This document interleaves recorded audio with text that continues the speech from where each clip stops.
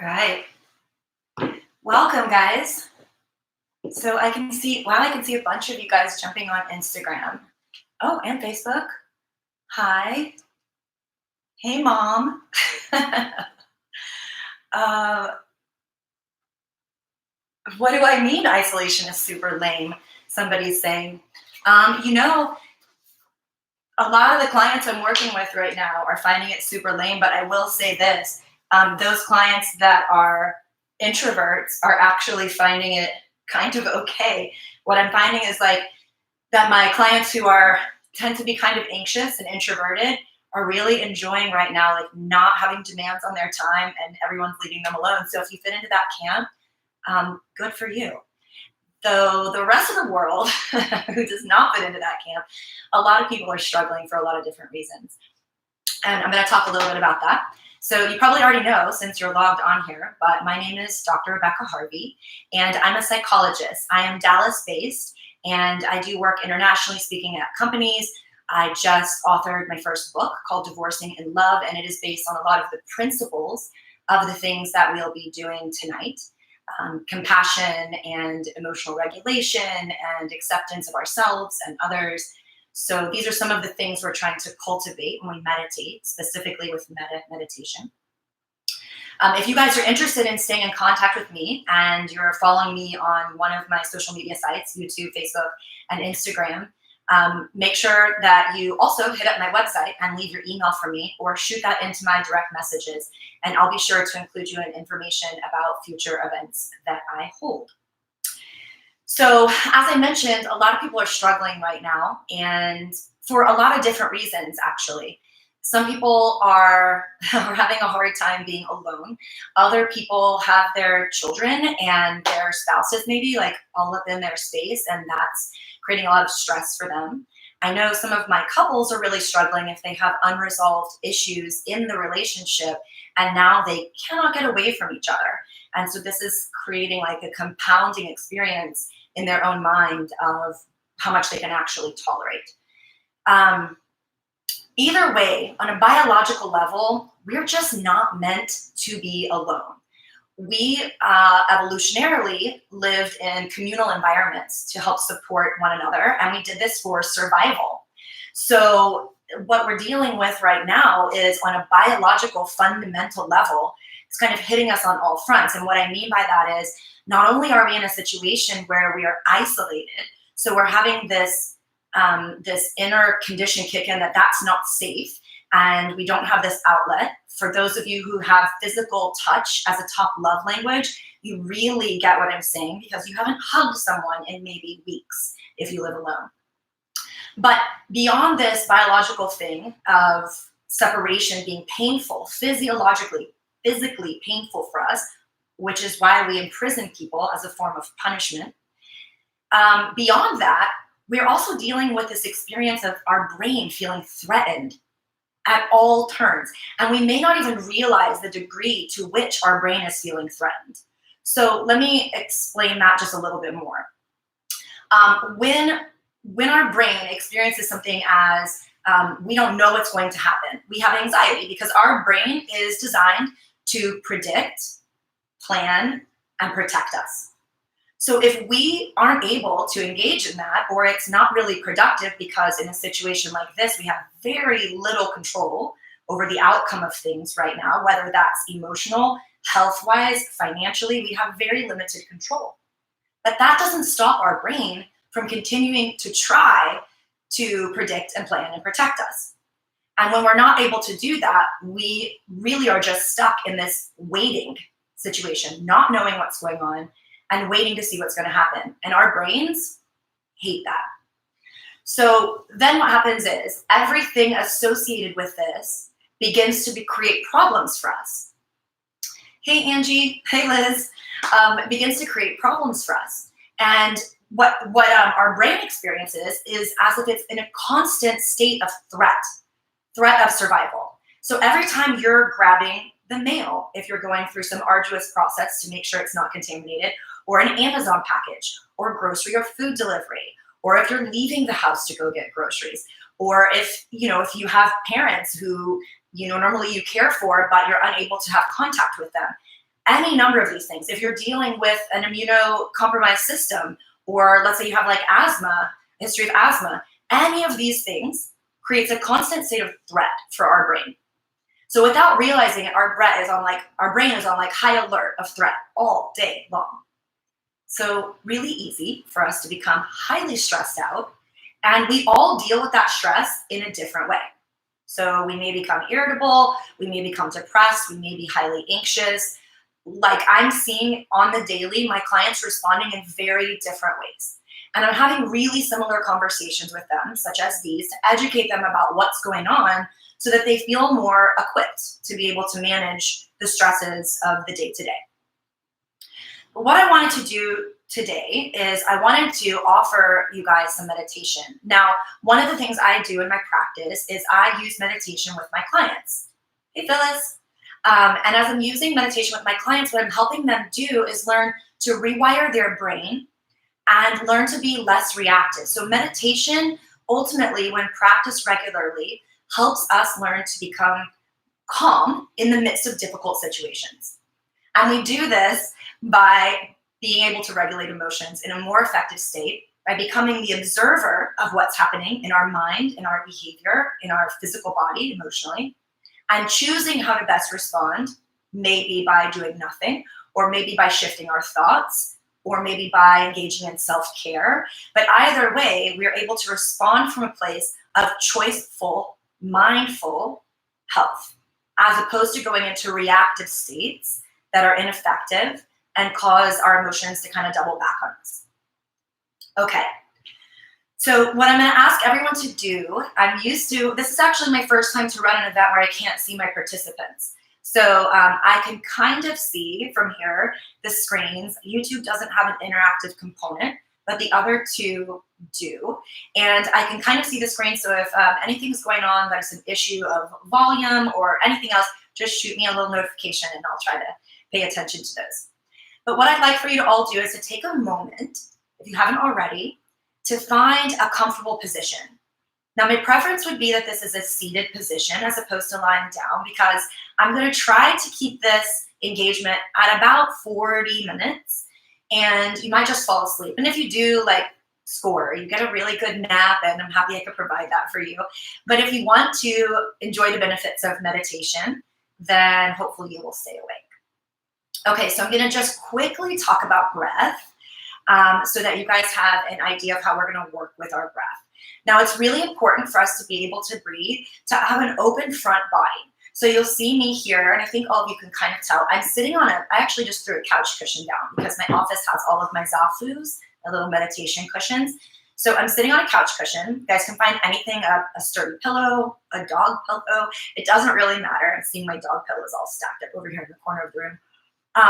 But what I want you to do is I want you to have kind of your booty up on that, perched up on that, and your knees down below you. Now, if it's not comfortable for you to sit crisscross style, then you can sit with your legs out in front of you, or soles of feet together, or whatever's going to work. But what the idea is that we want those knees below your hips. That's going to give us a pelvic tilt forward. And as we do that, we open our stomach and we open our chest. We find the curve of the lumbar, of that lower spine, curving in, and that allows all the curves of the spine to naturally come into place. Hi, Heather. And so as we get that spine in alignment, we create space for free and open breath. Now, that's important for us because a lot of us habitually breathe into our chest. And if we're doing that, it causes our mind to race. It amps up our nervous system. So I want you to be able to get your breath also down into your belly, which for some of you is going to be really difficult. That's okay. You're just going to do your best effort. And we're ultimately not trying to force any breath or fight ourselves. Okay, I'm flashing with my right hand. Okay. So I'm going to scoot back. Thanks, Mom. My mom's got my back, yo. Okay. So as we do that, then we're going to have a natural, relaxed, and free breath between our chest and our stomach. And that is the sign of a balanced and relaxed nervous system, which is what we're looking for as we meditate. All right, cool. So I want you guys to go ahead and find your cushions. You can get into that space. I am going to set this down and close the blinds so I stop flashing light at you while the sun is going down. So you guys find your comfy seated position. Give me 1 second to step away.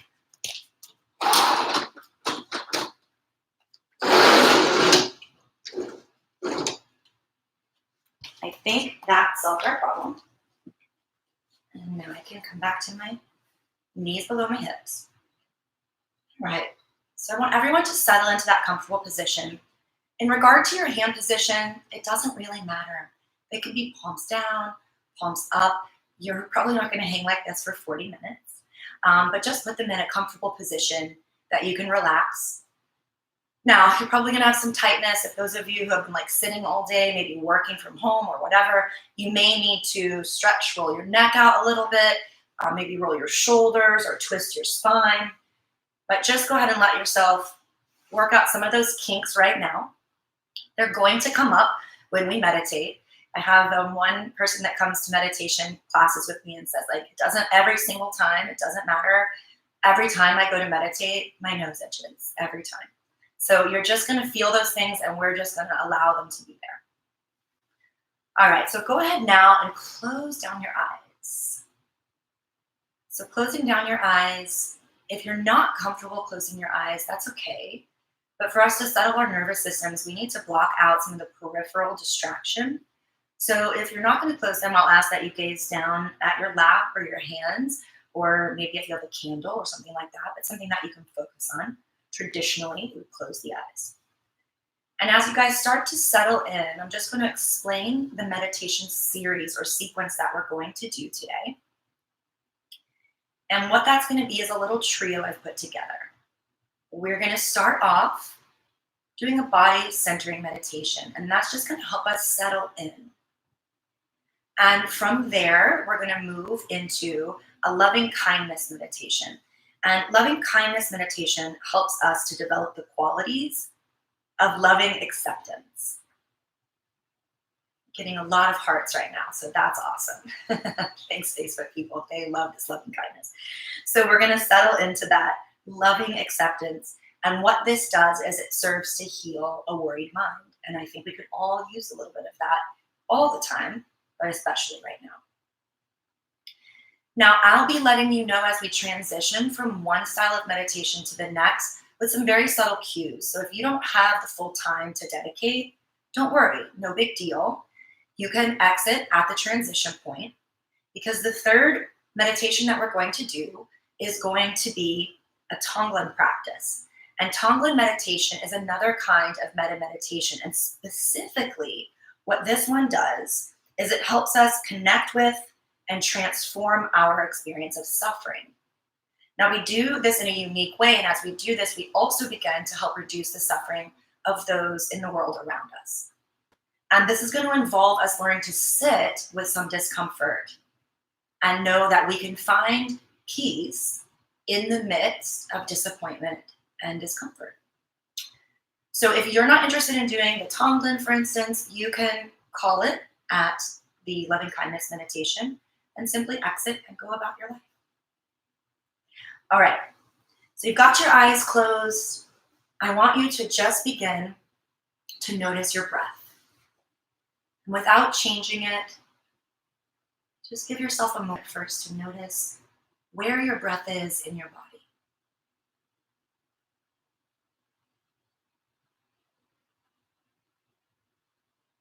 Notice if your inhale is longer or your exhale.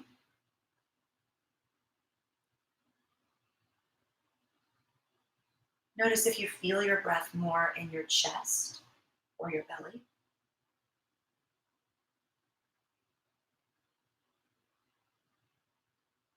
Notice if your breath feels even and free, or if it feels held or choppy.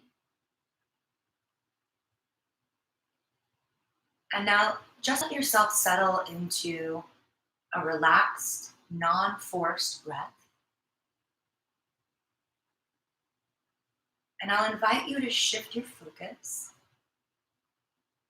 taking a scan of your body from your head all the way down to your toes. Just slowly noticing how your body feels, and see if you can refrain from labeling what you experience as good or bad, and instead just notice, observe. Maybe you feel warmth, tightness, itchiness, tingling. Just notice and allow the experience to be there.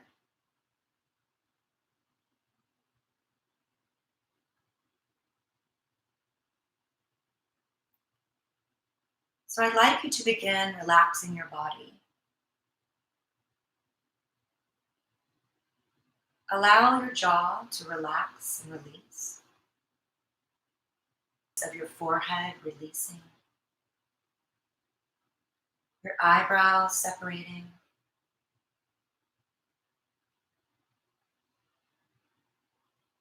your shoulders dropping down away from your ears, and your arms becoming weighted, heavy in your lap.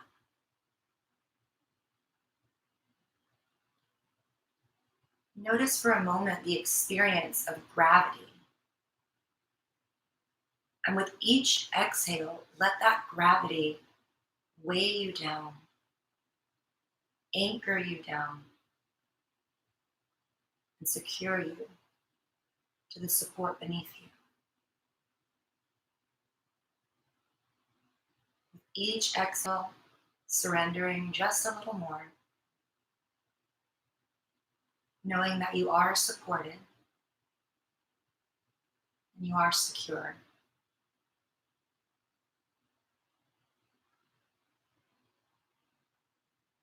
As you continue to breathe, just take a moment to reflect on your breath. Notice if there's been any shift in your breath.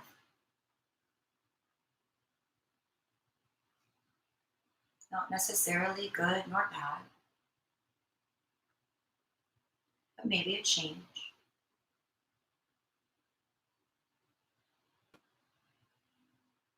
And now I'd like you to imagine that your body is solid like a block of ice. Imagine that ice transitioning into water and allow your body to begin to feel fluid.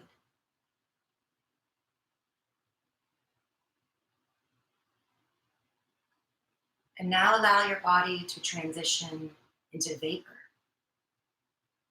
becoming light.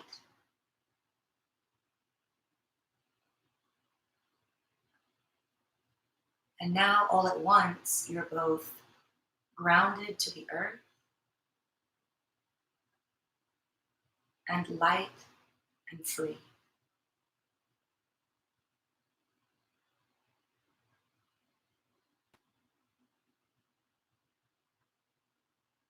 Tune into your body now as one whole, complete unit. And see if you can notice the energy of your body. Perhaps you feel the vibration emanating from your body. Just notice. Breathe. And if your mind wanders, that's okay. That's what minds do. So just notice, acknowledge your mind has wandered. Brush the distraction aside like you might brush crumbs from a table. And then bring your focus right back to your breath, right back to your body. And notice the energy of your body.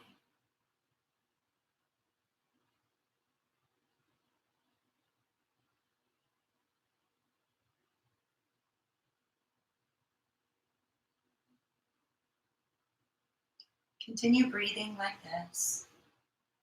allowing your focus to stay with your body.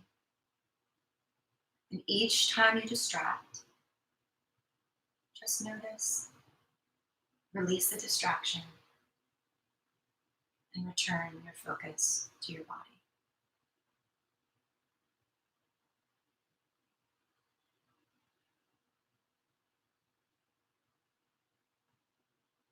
Allow yourself to completely let go of anything that's not serving you right now, of anything you don't need.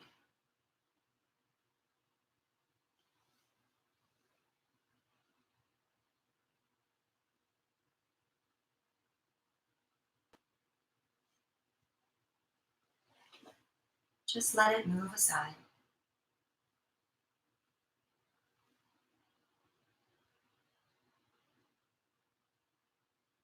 Notice how easy or difficult it is for you to be present in this moment.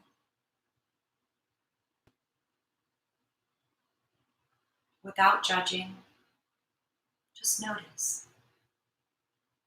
Wherever you are, let yourself be there.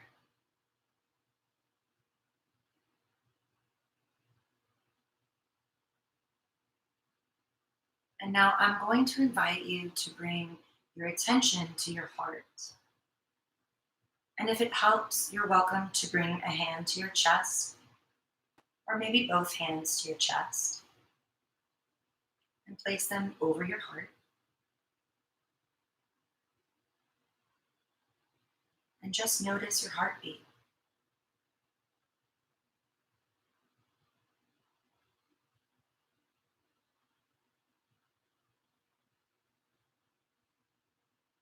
Let yourself tune into the rhythm of your heart.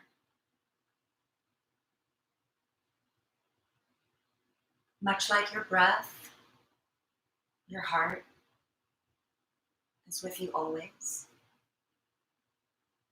And there's always an opportunity to tune into yourself, to center in by anchoring into your heart.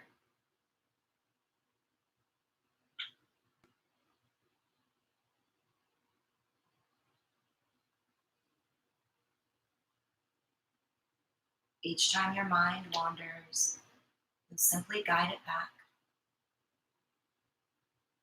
As soon as you notice that you've become distracted, you're once again mindfully present.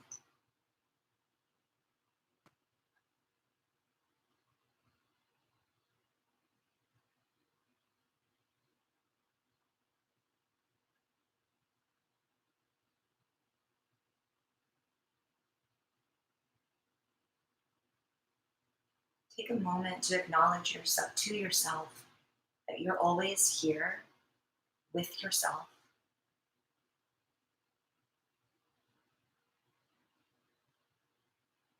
and that you can take care of yourself.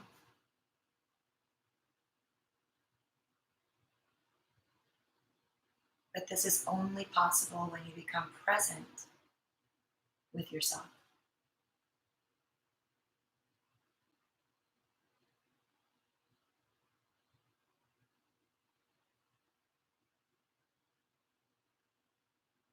Now, if you've chosen to place your hands on your heart, you're welcome to keep them here. If you'd be more comfortable moving them into your lap, you can do so now. And keeping your eyes closed, we're going to transition into our loving kindness meditation.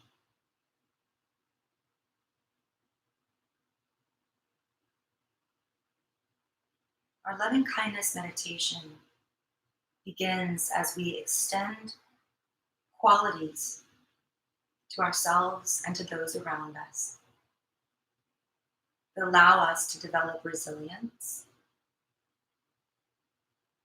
and heal our worried mind, bring us an experience of peace and tranquility, and allow us to feel safe.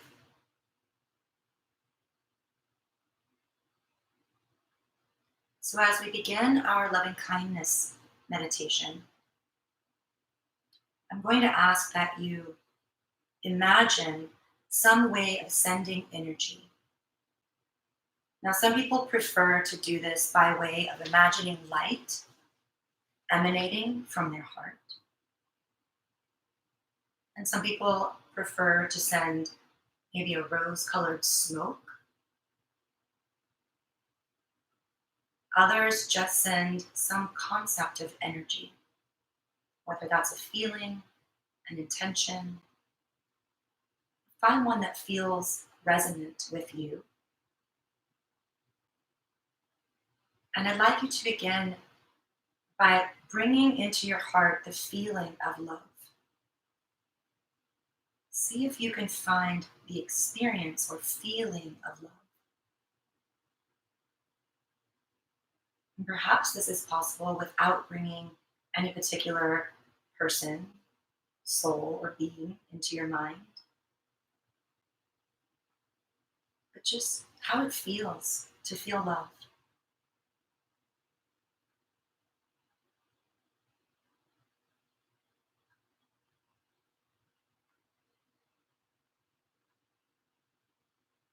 Now I'm going to invite you to say the phrases I offer either in your mind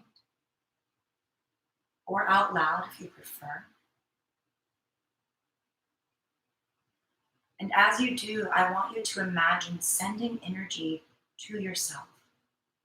So if this is in the form of smoke, perhaps you imagine it billowing out of your heart, up over your head, and down your body. But remember, you can extend this energy in any way that resonates with you.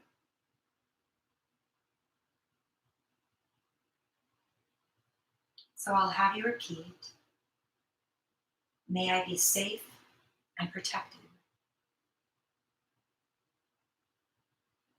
May I be safe and protected.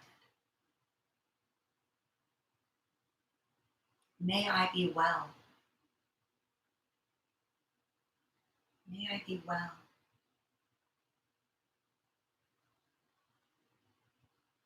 May I have peace. May I have peace.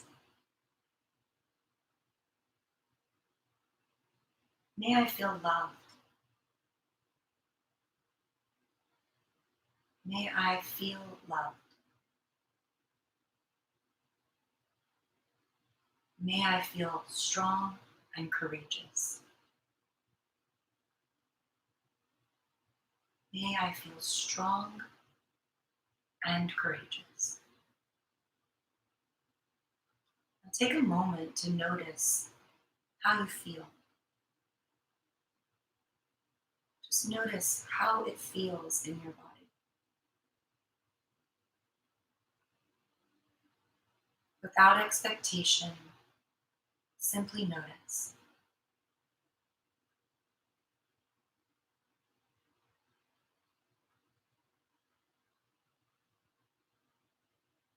And now I'm going to invite you to bring into your mind someone with whom you have a relationship, a beloved relationship, someone who you have wonderful, warm feelings about. Bring them into your mind's eye. And as we begin to extend that energy, repeat in your mind or out loud, may they be safe and protected.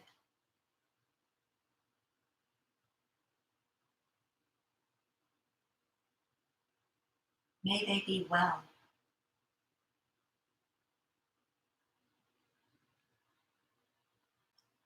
May they have peace.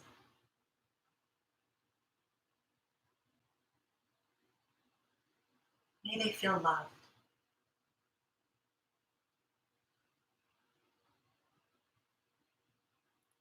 May they feel strong and courageous.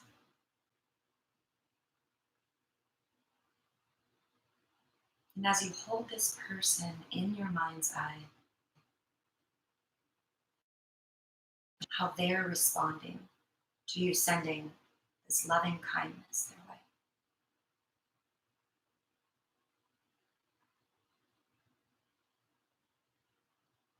And then notice how you feel in your own body, having sent this energy.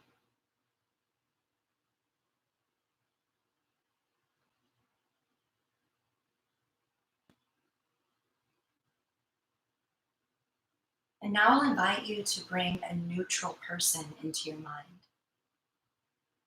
Now, this might be the person who checks you out at the grocery store, cashier, or the person who delivers your mail. Someone for whom you have neither positive nor negative feelings. And begin to send this loving kindness energy to that person. May they be safe and protected.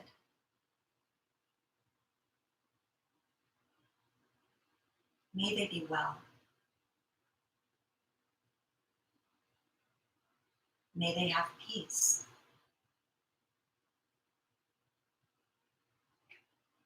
May they feel loved.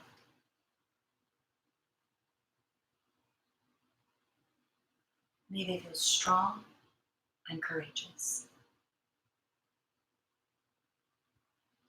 Remembering we send loving kindness not because someone has done something to earn it and thereby deserves it, but simply because we all deserve it, simply for existing. So take a moment to notice how this person might be responding in your mind to this beautiful energy you've just sent.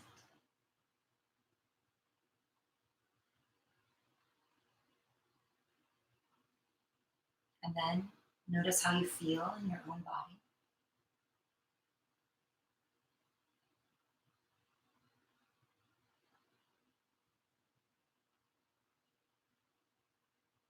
And now we'll move into someone who is a difficult relationship for you. Someone with whom you have conflict, strife, or negative feelings. Don't spend a lot of energy thinking of this. Whoever popped into your mind will do just fine. Now I'll invite you to send loving kindness to that person. May they be safe and protected. May they be well.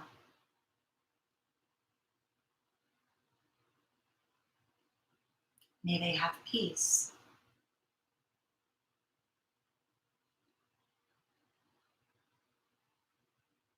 May they feel loved.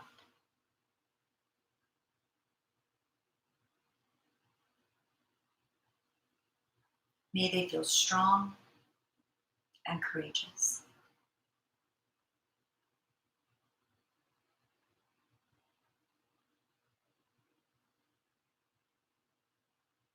Notice how this person may receive this. Don't get hung up on a storyline about this person. Just notice. And then tune right back into yourself and notice how you feel.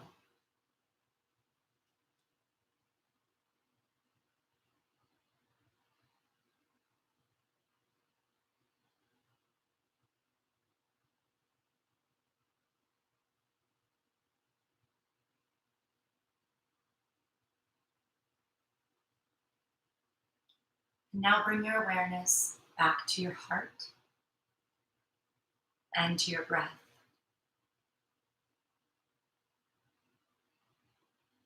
Notice if your breath has changed from when you first joined.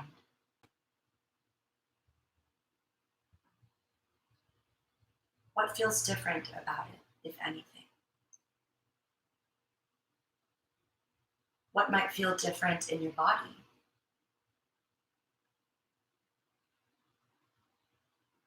Just observe without expectation or judgment and accept whatever you find.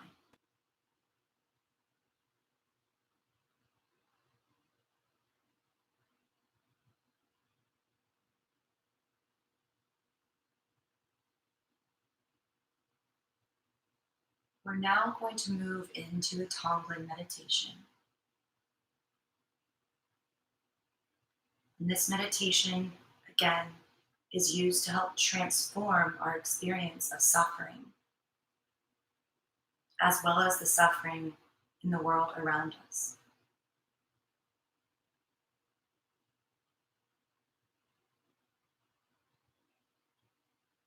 We do this by sitting with discomfort and finding ease. So you're welcome again to keep your hands at your heart center if that's helping you to focus. And I want you to bring to mind someone in the world, whether you know them or don't personally know them, whoever comes to mind that may be suffering at this time.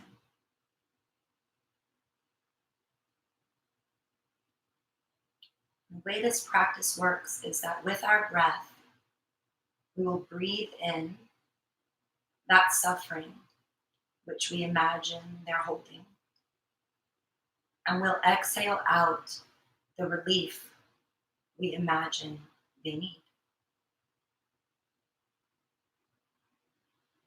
So with your inhale, imagine breathing in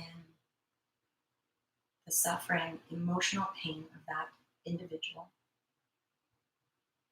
Identify in your mind what they need, and exhale that relief, that peace, that healing to them.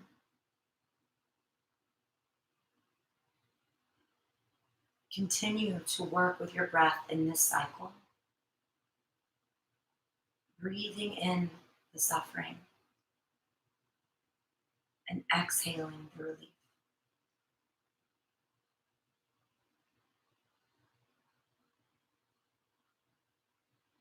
Keeping in mind that our bodies are energy conduits, and you're not left holding this energy. But with this exercise, you're helping the energy move.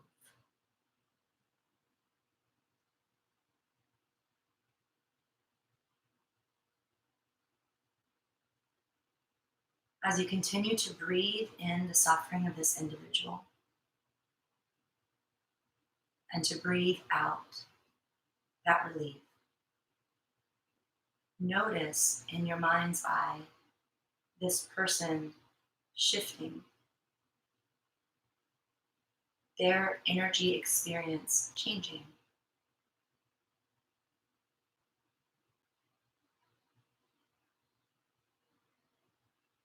And notice how that feels for you to be supporting this person in that way.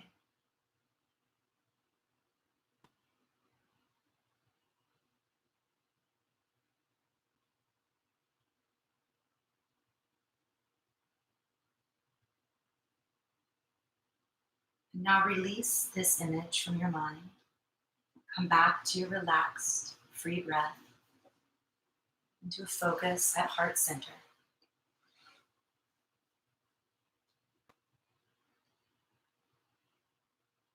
And we're now going to do the same exercise with and for ourselves.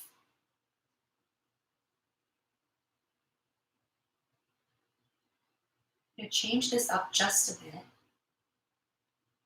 I want you to imagine on your first exhale, releasing anything you may be struggling with right now that's creating worry, fear, depression, sadness, loneliness, anxiety. You're going to exhale this out with your breath. And as you inhale, you're going to pull from the universe that which you need. Whether that's peace, love, happiness, warmth. Bring that energy in on your inhale and release the difficulty with your exhale.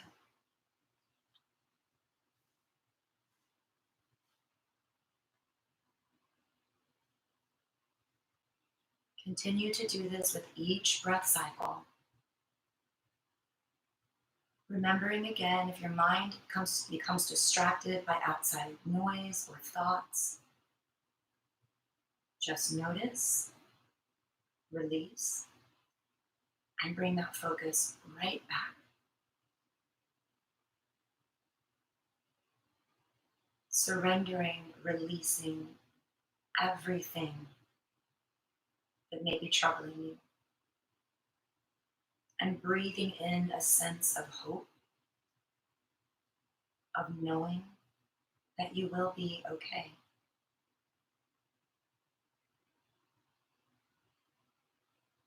That we cannot avoid suffering. We cannot avoid moments of pain in life. But we can learn to surrender. We can learn to find peace. We can learn to cultivate compassion, and thus reduce our experience of suffering.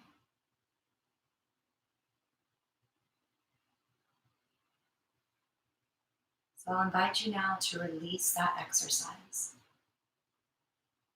And with your eyes closed, to bring your focus back to your breath. Just noticing for a moment.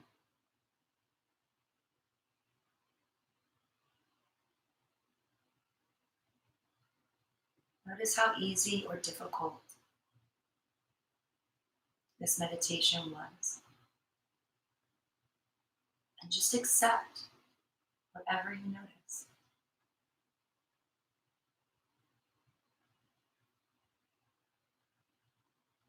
Take a scan of your body once again from your head all the way down to your toes. And notice how your body feels.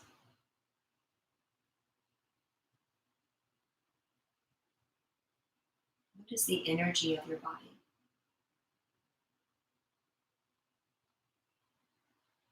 And whether it's become more relaxed, even just a little bit.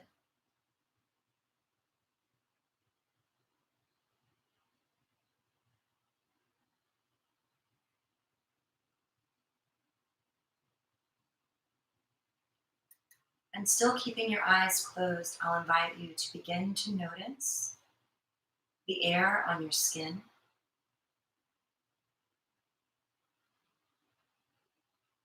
Notice the sounds around you.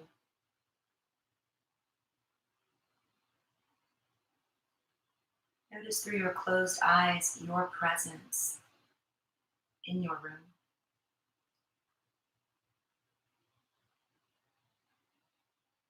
And when you're ready, gently open your eyes.